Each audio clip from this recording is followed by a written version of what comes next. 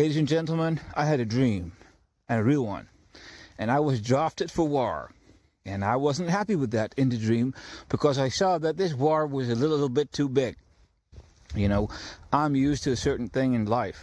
Battles, good times, bad times, right? We all know that. The life is going on, you're born for something, and you do what you got to do, what you're born for, and sometimes something can be too big. So I was drafted into something that was too big, ladies and gentlemen. I dreamed that, and I have prophetic dreams all the time, for many years, and I know how to interpret those things with ability, dream interpretation, which is another one, but I'm not going to talk about that in this episode. Military foresight. So yes, I was drafted with a request if I am able to predict if a nuclear impact is going to hit the United States, and if possible, if I could even the date and the location so that the defense system of the United States can increase. If there's a possibility that instead of predicting who's going to become president, I can predict when the war is going to come, who's going to win that war, and so on and so on, for the military. In the first 4 episodes, I prophesied that the American destiny is going to restart. Something cursed it. The deeds of the past of the United States for the last decades cursed it. Enemies risen. And all of a sudden there is a movement that is trying to overcome all of this. And that one is going to restart with Donald Trump when he enters office. And then the whole narrative of what's going to happen until he's going to enter the cage with the devil and fight with his dead bodies, and then comes the restart. Until that second of the American destiny I showed you. You know that the sins of America, if you have too much sin, at one point comes death. I'm not trying to scare people with death or something. I'm just saying you make the wrong choice, a whole bunch of wrong choices, your soul gets tainted with darkness, and there comes death. Right? So 300 million people in the United States, well, not everyone is doing the right thing, right? So, knock, knock, death, right? Whoever takes the face of death is not the issue. There is something in the United States destiny called the military plane or whatever. I don't know how to call it. Just like there is a political cycle, there's a military cycle, and there's a certain timeline. And with the ability prophetic foresight and military foresight, you can kind of see the wind of time. So Russia is the one that is threatening the existence of the military plane of the United States. Literally, a war. So if you watch YouTube, for example, I sometimes watch these military officials who are not active members of the US military, but ex-members, and they start talking about all kinds of stuff of geopolitical military affairs. And I see that go like, what the fuck is this? Sorry for using the language like that. But you're looking at that and go like, where do they get the information from? If they're not active, how do they know? Where do they get the guidance from? All these people who claim to be military men of the United States, they get a signal out of the American matrix that inspires them to protect the homeland. So if something threatens the homeland, a signal comes out of the matrix into all the military bloodlines, the military class of the United States, and they will be guided by that military force to protect the homeland. Just like when you're a criminal, something's going to follow you around called the judicial class, which will be guided by the judicial plane. Angels were designed to help men fight crime. Will back up the judicial class if the nation is blessed. Something like that for religious people to understand. There's something that summons men to defend their homeland. And that something gives a signal. I'm not into this with the definitions of how to call it. That force falls upon all military men of the United States, and I have been requested to receive that force, calculate that force, use ability, military foresight with that force.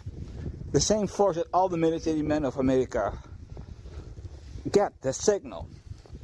Alright? So, what people don't understand is that Russia wants control. So Russia is starting to show the nukes, starting to show the weapons, starting to, become a little bit less friendly.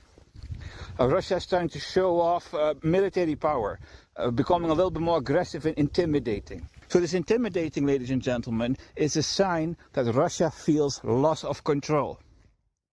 So it then shows off these weapons to try to regain control. And Russia has these ambitions. You know, American political elite does not grant any nation escape from its grip. So when somebody starts making a new currency that is perceived as threatening, so what the BRICS is doing with Russia is very threatening to the United States' supreme position in the world. So Russia knows that America is never going to accept what they're doing, and Russia is not going to take it anymore. So they know war is coming. They know that something going to happen to try to stop them from doing what they're doing. And they're willing, ladies and gentlemen, they're willing to rebel against whatever's going on in the United States, in the world geopolitical plane, which prevents nations from doing what Russia and China want to do. So Russia knows America is going to strike them. And Russia knows all of it, all the risks, and they're like, okay with it. They're just waiting for it to happen. They're not going to bend. The intimidations of the United States won't work, ladies and gentlemen. So when the Russians feel loss of control, what they will do is intimidate. Many people out there who cannot receive the signal from this American military plane think that Russia is bluffing. It is not a bluff, it's called intimidation. Russia wants to feel safe in the control of their own destiny, and if you start threatening that, they will start intimidating you. And when you keep making them feel loss of control, all of a sudden they will stop intimidating and start to attack, ladies and gentlemen, military foresight. And the way how they will attack is by some kind of nuke, XXL, invisible, some kind of stealth technology developed so that nobody here in the West can see it coming. And it will not hit people. It will not hit military targets. No, it will hit something like Buckingham Palace, White House, Vatican City, or Berlin, or something ceremonial to the pride of the West. And it will give a signal. The people will go like, it's no longer safe here in the West. And they will start panicking, and people will start, rioting, and people will start want to have different types of people in office, and the voting will change. And that's how Russia intends to attack, not to destroy, but to intimidate. The next stage, military foresight, stages of Russian aggression.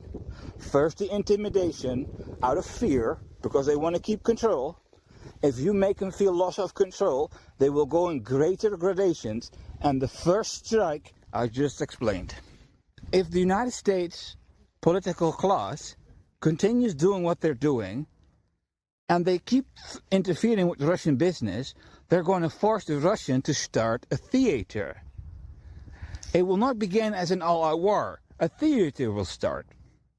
The Russians will simply do everything to create a panic that sets in motion civil unrest, that will set in motion political change, and so Russia feels safe again and regains control. It is all about regainment of control. It's not about destroying anything.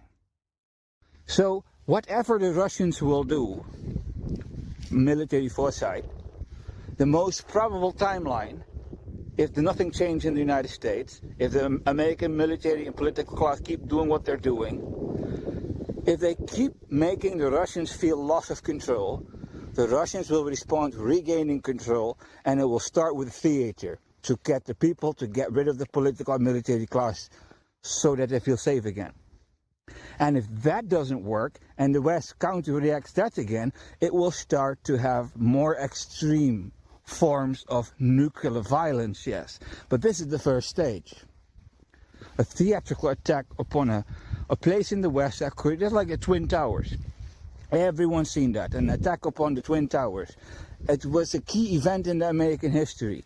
Well, this one, what the Russians will do, will be a key event in the history of the West to break the pride and arrogance of the arrogant, in their eyes, Westerner, who thinks nothing can go wrong. They sit and do what they do, and they politically keep attacking. They want to sow chaos. That's the first strike. It's not a bluff, ladies and gentlemen. So anyone who is going to interfere with this military thing in the United States, there's something dwelling in that plane, which is the mind of Russia. There is a certain kind of a judicial ghost, a higher self or something that guides the Russian. Something that's used Vladimir Putin to guide the destiny of the Russians. If you give in, ladies and gentlemen, if you give in, if you're an American military bloodline, or you're supporting the American military class, and whatever American military man can sense this signal, in tune with American military destiny, if you participate in this signal, you will enter the radar of the Russian authority. Because the Russian authority will see you as a threat to the national destiny of the Russians. So the Sins of America created a timeline where there's death knocking on the corner, Russia be the face of it, some ghost from Russia receiving the keys to enter the destiny, any military man of America who stands in between that, some ghost will show up and destroy your family, destroy everything, and threaten you, intimidate you, do all this stuff. How dare you stand between death and the American people? That's the kind of reality the American military men are facing when they're waking up, and there's something in the air, in the ether, distorting them. I'm telling you the truth. So it's not safe to talk about this here in the West. Absolutely not. You will eventually, the more damage you do, appear on the radar of the Kremlin. Okay? Ladies and gentlemen, this is the most probable military future of the United States. And nobody can do anything against it. Alright? So Donald Trump is going to enter office, the destiny is going to restart, the challenge is overcome, and all of a sudden, the 0 point is going to come. Hey, but shit, death is knocking at the door. How do you overcome that? That's going to be the next stage of the American destiny, the one that happens after the one I spoke about in the last 4 episodes. Donald Trump and everyone behind him, everyone who's still in tune with American destiny, who's not a member of the swamp, ladies and gentlemen, everyone who is in the same of the same mind of Donald Trump against the woke, you're going to do the things whereby the curses are going to be lifted above your head, your destiny will restart, and sooner or later, also you are going to be drafted into whatever is upon the American destiny. And you will also be forced to enter this destinical timeline where the negative energy of all of America is going to fall upon it by the face of the Russian army and the Russian aggression. And your positive energy of your destiny that restarted is supposed to cancel the negative energy of whatever's coming upon the American destiny. And that is going to be the formula, the equation of winning or losing a war against Russia. And there have been prophetic messengers in the history who actually said that Russia will defeat America in confrontations. That is not set in stone. However, the negative karma entering the United States destiny through this military cycle of the United States is great, whereby it will require a generous amount of good karma, quote unquote, that's how people call it. You know, Donald Trump enters office and 0 starts, and then you got to do all these kind of things to create a new American timeline. Well, that one needs to become really positive to polish away whatever negativity will come out of the military destiny of the United States. That is upon the United States. Yes, when the American destiny restarts, it will instantly be